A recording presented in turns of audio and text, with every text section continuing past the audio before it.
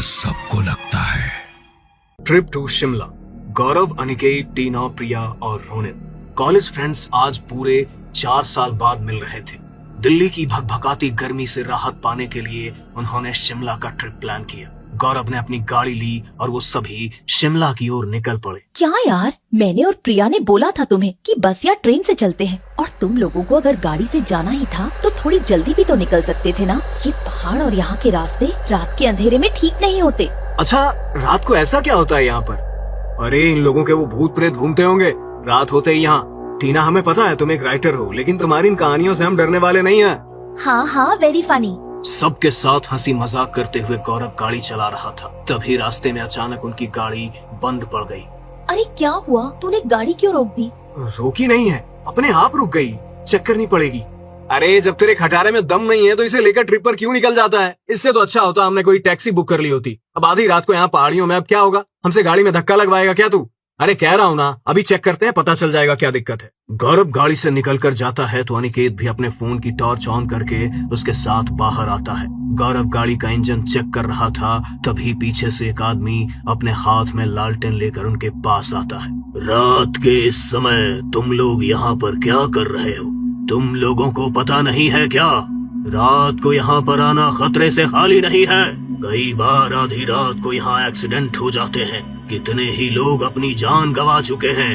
मेरी बात मानो, आगे मत जाना, पीछे लौट जाओ और सुबह होने तक किसी सेफ जगह रुक जाओ।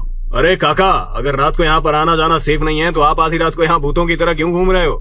भूतों के साथ आपका कोई पर्सनल कनेक्शन है क्या कि आपको कुछ नहीं कहेंगे? अनिकेत की बात सुनकर बाकी के दोस्त ठहाका लगाकर हंसने लगते हैं। अनिकेत की बात सुनकर वो बूढ़ा आदमी गुस्से में उसे देखता है और वहाँ से चला जाता है। लेकिन पलक झपकते ही वो कहाँ गायब हो जाता है, किसी को कुछ पता ही नहीं चलता। यार टीना, बड़ी जोर से लगी है। इनकी गाड़ी तो पता नहीं कब ठीक होगी, और पता नहीं हम कब तक होटल पहुँचेंगे। चलना, झाड़ियों में चलते हैं। हाँ, जाना तो मुझे भी है, चलते हैं। प्रिया और टीना दोनों झाड़ियों की तरफ निकल जाती हैं। तभी उन्हें वहाँ पर किसी की दबी हुई हंसी की आवाज सुनाई देती है। किसी के हंसने की आवाज आ रही है ना यहाँ पर? हाँ, आवाज तो मैंने भी सुनी, लेकिन यहाँ तो हमारे अलावा कोई भी नहीं। जल्दी से यहाँ से चलते हैं, मुझे कुछ ठीक नहीं लग रहा। वो दोनों जैसे ही वहाँ से जाने लगती हैं, तभी उनके कानों में फिर से वही हंसी की आवाज पड़ती। एक औरत और एक आदमी, जिनका पूरा शरीर खून से लथपथ था और चेहरा बुरी तरह से कटा फटा हुआ था, अचानक उनकी आंखों के सामने से आ जाते हैं, जिसे देखकर उन दोनों की चीख निकल जाती है। उनकी चीख सुनकर अनिकेत और गौरव झाड़ियों की तरफ दौड़ते हैं। क्या हुआ तुम्हें? तुम दोनों चिल्लाई क्यों? सब कुछ ठीक तो है ना? हाँ, नहीं, प्लीज चलो यहाँ से, ये जगह ठीक नहीं है। अरे लेकिन हुआ क्या? अभी ये सब बताने का टाइम नहीं है, प्लीज चलो यहाँ से। प्रिया और टीना अनिकेत और गौरव को गाड़ी के पास लेकर आती हैं, और गौरव अब जब गाड़ी स्टार्ट करता है तो उसकी गाड़ी आसानी से स्टार्ट हो जाती है। अरे कम से कम दोनों अब तो बताओ कि हुआ क्या था वहाँ पर? क्यों चिल्लाई थी तुम दोनों? देखो, मेरी मम्मी बोलती है कि इन चीजों को याद करके इनका नाम नहीं लेना चाहिए। वो वहाँ, एक मिनट, रोनित कहाँ है? रोनित? अरे जब हम दोनों झाड़ियों की तरफ भागे थे तो रोनित गाड़ी में ही तो था। अचानक से कहाँ चला गया? कहीं वो गाड़ी से उतर तो नहीं गया था? हम उसे पीछे ही तो नहीं छोड़ गए? गाड़ी घुमा गौरव। इससे पहले कि गौरव गाड़ी घुमाता, अचानक कुछ उनकी गाड़ी के बोनट पर आकर गिरता है। गौरव जल्दी से गाड़ी रोकता है और जैसे ही सब लोग बाहर आकर देखते हैं तो बोनट पर रोनित की डेड बॉडी गिरी हुई थी, जो पूरी तरह से खून से लथपथ थी, और उसका चेहरा भी बिल्कुल उन औरत आदमी की तरह ही कटा फटा हुआ था जो प्रिया को झाड़ियों में दिखाई दिए थे। रोनित की डेड बॉडी कार पर देखकर सबकी चीख निकल जाती है। ये सब उन दोनों ने ही किया है। वो हमारे पीछे लग चुके हैं। उन्होंने रोनित को तो मार दिया, वो हमें भी नहीं छोड़ेंगे। वो छलावा था, मैंने मना किया था तुम्हें रात को यहाँ पर आने से, और वो बूढ़ा आदमी भी तो कह रहा था ना कि आगे मत जाओ। अगर हमने उसकी बात मानी होती तो रोनित मारा नहीं जाता। अब हम सब मारे जाएंगे। शट अप प्रिया, ये किसी इंसान या जानवर का काम है। रोनित तो मर गया, अब हम इसके लिए कुछ भी नहीं कर सकते। यहाँ ज्यादा देर रुकना खतरे से खाली नहीं है। हम इसकी डेड बॉडी को यहीं पर छोड़ देते हैं और चलते हैं यहाँ से। हाँ, गौरव ठीक कह रहा है, यहाँ पर कुछ भी हो सकता है। जल्दी से गाड़ी में बैठो। जैसे ही वो गाड़ी में बैठने लगते हैं, टीना, गौरव और अनिकेत गाड़ी में बैठ चुके थे। जैसे ही प्रिया गाड़ी में बैठने को होती है, अचानक प्रिया को अपने कंधे पर कुछ महसूस होता है। वो पीछे मुड़कर देखती है तो वही भयानक औरत और आदमी उसके सामने खड़े थे। प्रिया जोर से चीखती है और गाड़ी में बैठने की कोशिश करने लगती है, लेकिन इससे पहले कि वो कुछ कर पाती, वो दोनों उसे घसीटते हुए जंगल की तरफ ले जाते हैं। अनिकेत, गौरव और टीना अपनी आंखों के सामने प्रिया को झाड़ियों की तरफ इस तरह घसीटते हुए जाते देख रहे थे। कुछ करो गाइस, वो हमारी प्रिया को भी ले गए, नहीं छोड़ेंगे उसे, प्लीज कुछ करो। टीना फूट फूट कर रो रही थी, लेकिन उनकी इतनी हिम्मत नहीं हो पा रही थी कि वो गाड़ी से उतरकर प्रिया को बचाने जाएं। तभी पूरे जंगल में प्रिया की चीखें गूंज उठी। प्रिया की चीख सुनकर गौरव ने जल्दी से गाड़ी स्टार्ट कर दी। ये सब क्या हो रहा है? पहले रोनित और अब प्रिया, प्लीज जल्दी करो, निकलो यहाँ से, जल्दी होटल तक पहुँचो, और अब चाहे कुछ भी हो जाए हम गाड़ी नहीं रोकेंगे। गौरव ने फुल स्पीड में गाड़ी भगाई, लेकिन लगभग आधे घंटे तक गाड़ी चलाने के बाद भी रास्ता मानो आगे बढ़ ही नहीं रहा था। दूर दूर तक होटल तो क्या, किसी भी इमारत और रिहायशी इलाके का कोई नामो निशान नहीं था। What the hell? पिछले आधे घंटे से फुल स्पीड में गाड़ी चला रहा हूँ मैं, और ये लोकेशन तो जैसे एक ही जगह अटक गई है। अभी भी होटल 4 किलोमीटर दूर है। गाइस, मैं कह रही हूँ, छलावा हमारे पीछे पड़ चुका है। हम कितना भी चलेंगे, लेकिन सुबह होने तक उस छलावे से बाहर नहीं निकल पाएंगे। सुबह तक हमें खुद को बचाकर रखना होगा, वरना हमारे साथ भी वही होगा जो प्रिया और रोनित के साथ हुआ है। चुप करो टीना, हम वैसे ही बहुत डरे हुए हैं। बस हमें जल्दी से कोई मंदिर या किसी का घर दिख जाए, गाड़ी वहाँ से आगे नहीं बढ़ाएंगे।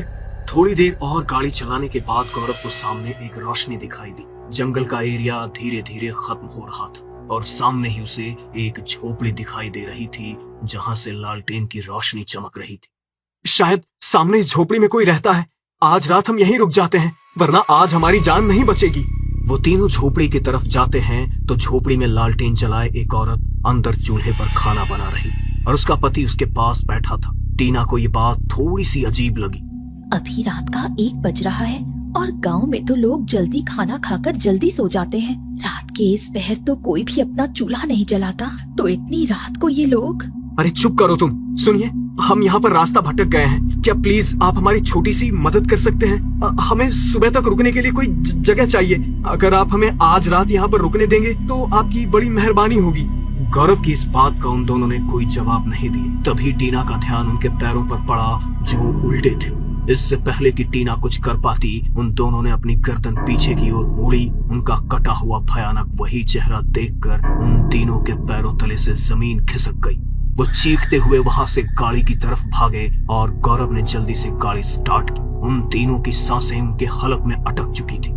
यहाँ कुछ भी सेफ नहीं है यार, पता नहीं हमसे ऐसी क्या गलती हो गई जो ये लोग हमारे पीछे ही पड़ गए हैं। हमें उस बूढ़े की बात मान लेनी चाहिए थी। अनिकेत ने जैसे ही ये बात बोली, तभी पीछे की सीट से उन्हें एक आवाज सुनाई दी और वो आवाज सुनकर अनिकेत और गौरव के रोंगटे खड़े हो गए। मैंने तो तुम्हें पहले ही कहा था इस रास्ते पर आगे मत जाना साहब, लेकिन आजकल के लोग कहाँ किसी की बात सुनते हैं।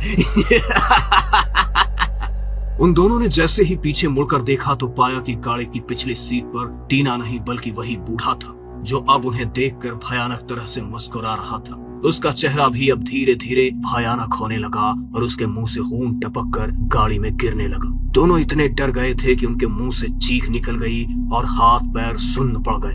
गौरव का दिमाग काम नहीं कर रहा था और वो चाह कर भी आगे गाड़ी नहीं बढ़ा पा रहा। उसने गाड़ी के ब्रेक लगाए और दोनों गाड़ी से निकलकर बाहर की तरफ भागने लगे। तभी उनके सामने वो आदमी और औरत अपनी हड्डियों को मरोड़ते हुए उनकी तरफ आने। अब हमें ये नहीं छोड़ेंगे यार, कोई चारा नहीं है अब अपने पास। हर किसी को अपने किए का भुगतान तो भरना ही पड़ता है। भूल गए आज से 4 साल पहले की वो रात। ओह नो, किसी का एक्सीडेंट हो गया। मैंने बोला था ड्रिंक करके गाड़ी मत चलाओ। अब क्या करें यार, अगर इन लोगों को अस्पताल लेकर गए और ये मर गए तो पुलिस हमें छोड़ेगी नहीं। मैं तो कहती हूँ चलो यहाँ से, जो हो गया सो हो गया। अब इनको बचाने के चक्कर में अपनी पूरी लाइफ खराब नहीं करनी। वो लोग चाहते तो उन्हें बचा सकते थे, लेकिन पुलिस के डर से वो उन लोगों का एक्सीडेंट करके उन्हें वहीं पर छोड़कर चले गए और इस वजह से बहुत देर तक तड़पने के बाद उन तीनों की वहाँ पर मौत हो गई। आसपास कोई सीसीटीवी कैमरा भी नहीं थे। इस वजह से कभी किसी को पता नहीं चला कि ये एक्सीडेंट किसने किया। गौरव की आंखों के सामने वो रात अचानक फ्लैश हुई।